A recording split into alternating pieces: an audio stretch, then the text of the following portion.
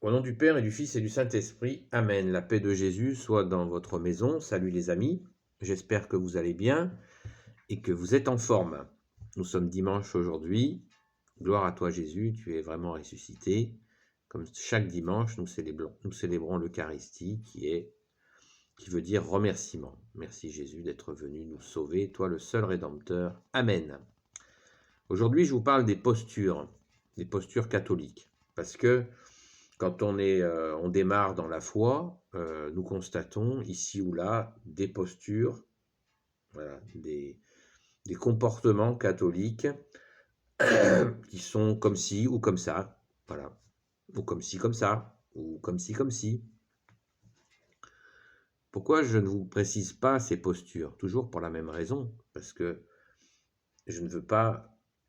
Jésus a dit, celui qui ne rassemble pas avec moi disperse. Donc, si je définissais des postures des uns et des autres, ce serait une forme de jugement, et ce serait définir des camps, ce qui n'est pas le cas.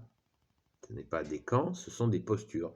Posture, ça veut dire, voilà, on est comme ci, on est comme ça, etc. Et bon, on voit on va dire des tendances qui sont plus ou moins comme elles sont.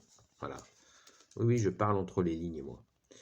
Pourquoi je viens d'expliquer pourquoi je parle entre les lignes, parce que je ne veux pas disperser. Je veux simplement dire, vous parler à vous qui, euh, qui rentrez, qui arrivez dans l'église ou qui y êtes déjà peut-être, hein,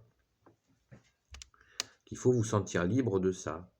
Jésus nous a donné la liberté, ce n'est pas pour choisir un camp ou un autre, ou un camp contre un autre. Voilà.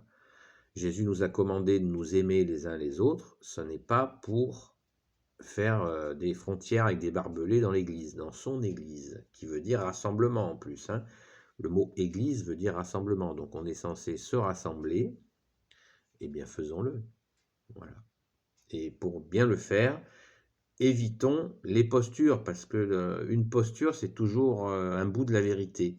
Mais nous avons soif de la vérité complète en toi, Jésus. Amen. Toi, Jésus, qui est le chemin, la vérité et la vie. Donc, je vois ici ou là sur Internet des positions à l'emporte-pièce, ce qui veut dire à l'emporte-pièce, ça veut dire quoi? Ça veut dire, voilà, des positions très tranchées sur tel ou tel sujet. J'interdis à personne de s'exprimer, mais je voudrais vraiment que les personnes qui ne sont pas de ces opinions ou qui ont d'autres opinions puissent se sentir bien dans la belle Église, la Sainte Église de notre Seigneur Jésus, la Sainte Église catholique. Nous ne sommes pas obligés, voilà, d'adhérer à y compris à des tensions. Gardons toujours cette idée que les portes de l'enfer ne prévaudront pas sur la Sainte Église, comme l'a dit Jésus, et que même s'il y a des difficultés, eh bien l'Église a 2000 ans, elle en a vu d'autres. Même si nous traversons des fois des situations où c'est difficile pour les uns ou pour les autres, plus ou moins difficile. Voilà. Donc, si vous débarquez dans l'église, voilà, quand vous voyez ça, détendez-vous, ne vous énervez pas, parce qu'il y en a qu'un qui veut vous voir partir de l'église de la vérité, qui est la Sainte Église catholique, où est présent Jésus. Hein. Quand vous entrez dans une église, personne ne vous demande vos opinions politiques, et ça va continuer comme ça. Donc, on se détend. Et puis, si un prêtre exprime une opinion politique pendant la Sainte Messe, eh bien, vous avez le droit de ne pas être d'accord avec ce qu'il dit. Voilà, c'est tout. Donc, il ne s'agit pas de... Après, vous pouvez aller discuter avec lui, mais toujours avec cette idée que nous sommes dans l'Église et que Jésus passe en premier. Nos opinions, nos tracas, nos allergies, tout ça, ça passe après. Ou on le laisse dehors. On le récupère après, à la sortie ou pas. Parce que justement, de nous frotter les uns les autres, de nous côtoyer, fait que nous nous écoutons, et enfin nous essayons de le faire, et puis notre avis peut évoluer, et les choses ne sont pas forcément aussi caricaturales que l'on le croit, et Jésus nous a bien montré que nous sommes complémentaires. Hein. S'il nous dit de nous aimer les uns les autres, s'il nous commande de nous aimer les uns les autres, c'est bien parce qu'il y a une complémentarité chez nous qui est intéressante, et qui est à trouver, et qui est à développer. Et oui, les amis, il faut absolument développer cette complémentarité que nous avons les uns les autres, ce qui est une forme d'exercice de l'amour. Puisque Jésus nous aime, il a déposé en nous des talents qui fait que nous avons besoin les uns des autres. Oui, oui, nous avons besoin les uns des autres. Nous ne sommes pas sur une île déserte, et même avec des gens très différents, nous pouvons trouver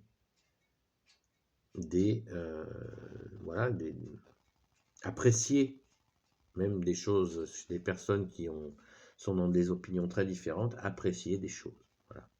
C'est ce que je vous invite à faire. C'est à mon avis le sens du mot église, qui veut dire rassemblement, catholique, qui veut dire universel, rassemblement universel. On se rassemble avec nos différences, ce qui ne veut pas dire que tout est bon. Ne me faites pas dire ce que j'ai pas dit.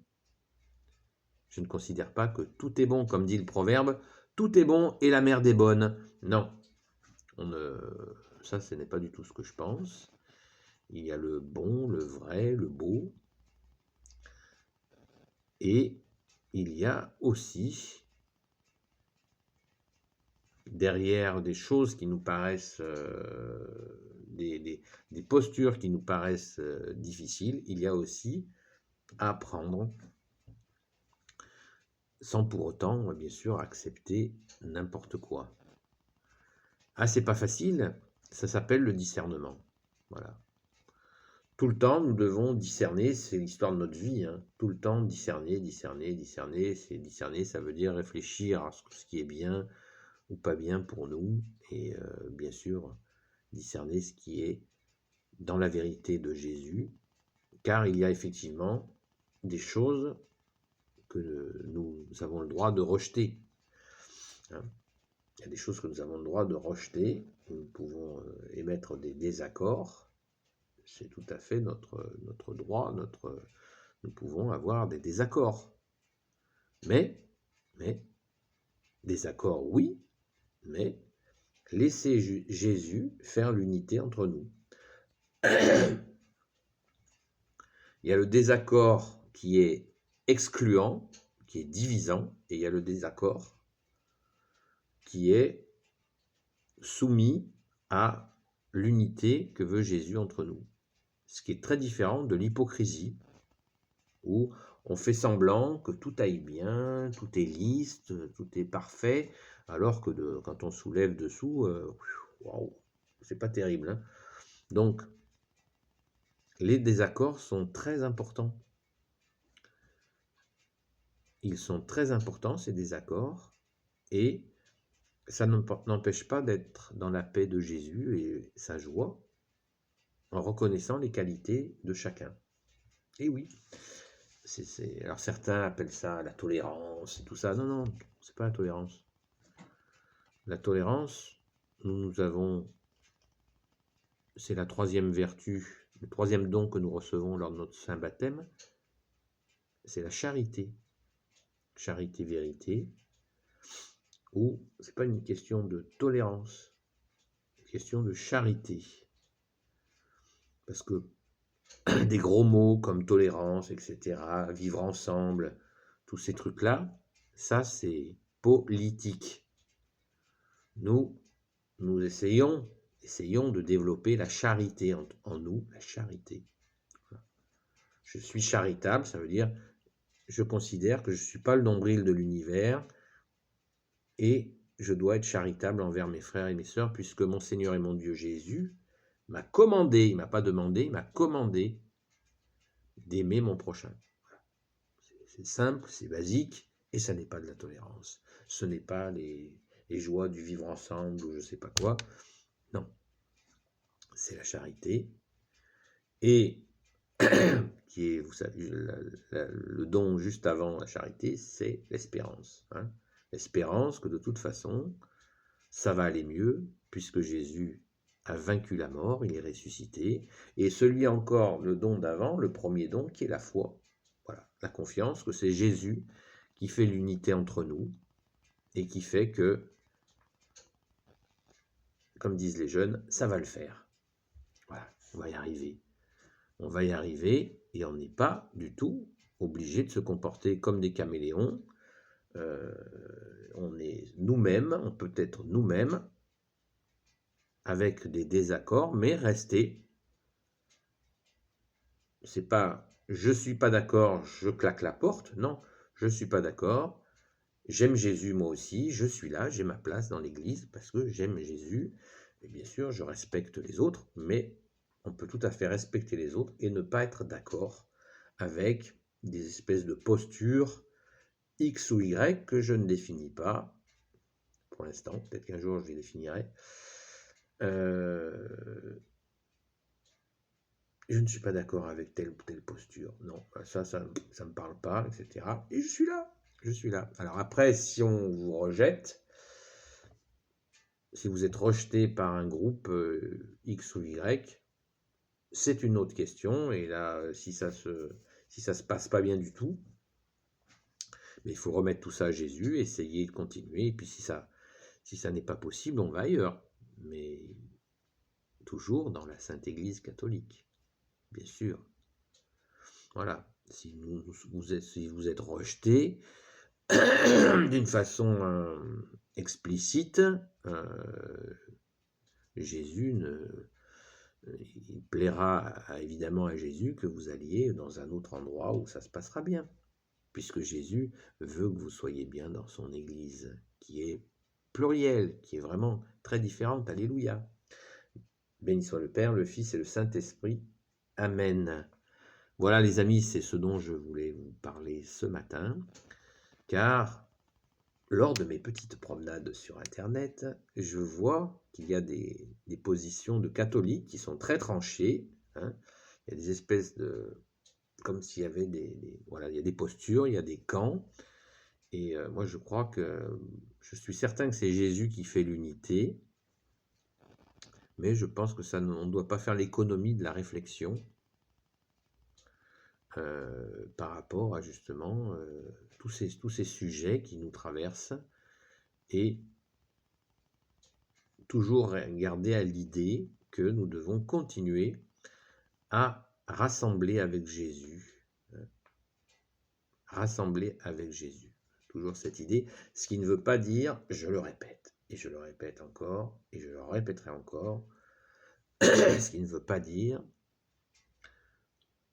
se diviser, voilà, se séparer. Il n'est pas question de se séparer, il est question de rassembler avec Jésus, il n'est pas question de disperser, il est question de se rassembler dans l'Église, qui est un pléonasme, puisque Église veut dire rassemblement. Voilà. Donc je pense que nous avons, par la grâce du Père, du Fils et du Saint-Esprit, une intelligence, à nous de la développer, et avec humilité, avec vraiment une grande humilité, reconnaître si nous sommes dans le vrai ou pas, dans nos opinions, dans ce que nous croyons être vrai, etc. C'est magnifique l'Église, parce qu'il y a énormément de penseurs, de gens qui ont pensé dans la foi, et qui nous donnent des clés pour comprendre la vie, et qui nous permettent d'avancer. Alléluia. Bien sûr, c'est toi Jésus en premier qui nous tient debout. Merci Jésus.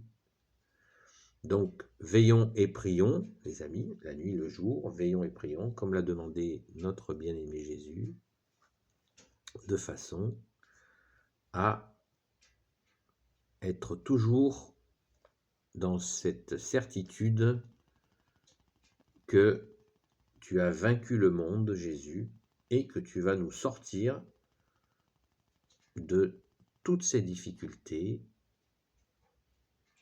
quand tu le souhaiteras, mais en attendant, nous te supplions de nous libérer de ces difficultés qui sont vraiment dramatiques pour beaucoup d'entre nous. Et nous avons confiance en toi, Jésus, car tu es notre seul roi. Amen. Béni soit le Père, le Fils et le Saint-Esprit. Amen. Ô Jésus, toi qui peux tout et qui portes tout, toi le Sauveur, toi l'Emmanuel, je te confie toutes celles et ceux qui regarderont cette vidéo ainsi que leurs proches, selon ta sainte volonté. Sainte Marie, Reine des cieux, toi l'Immaculée Conception, toi qui écrases le serpent, toi qui as la lune sous tes pas. Saint Joseph, toi le juste et le saint, toi le sage, toi la terreur des démons, toi le saint gardien de l'Église.